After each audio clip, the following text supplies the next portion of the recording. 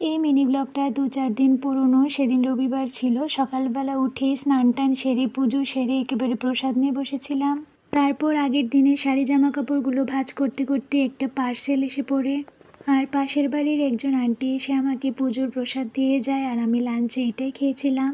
তারপর যদিও একটু শুয়েছিলাম, কিন্তু ঘুম আসেনি, তাই একটু ছাদে গিয়েছিলাম। বৃষ্টি আসবে আসবে ভাব, আর বৃষ্টি আসার আগে আর বৃষ্টি আসার পরের ওয়েদারটা দারুণ লাগে।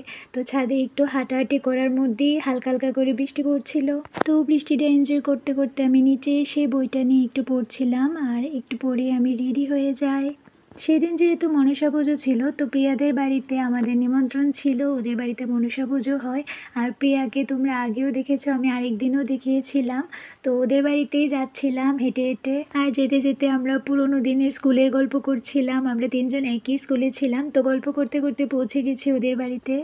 তো যাওয়ার পরই প্রিয়া এসে আমাদের প্রসাদ দিয়ে যায়, আর প্রসাদ খেতে খেতে আমরা সেই স্কুলের দিনগুলোতে ফিরে যাই।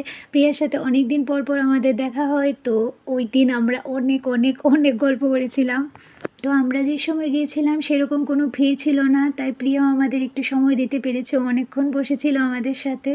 আর যেরকম বলা হয় মেয়েদের গল্প নাকি শেষ হতে চায় না, সত্যিই আমাদের গল্প শেষ হচ্ছিল না। কিন্তু রাত 8টা বাজতে যাচ্ছিল, আর আমাদেরও ফিরতে হবে। তো আমরা বেরিয়ে পড়ি ঠাকুর প্রণাম করে। আর সত্যি অনেকটা রাস্তায় এসে তারপর আমরা টোটো পাই। তো আজকের জন্য এতটুকুই, টাটা।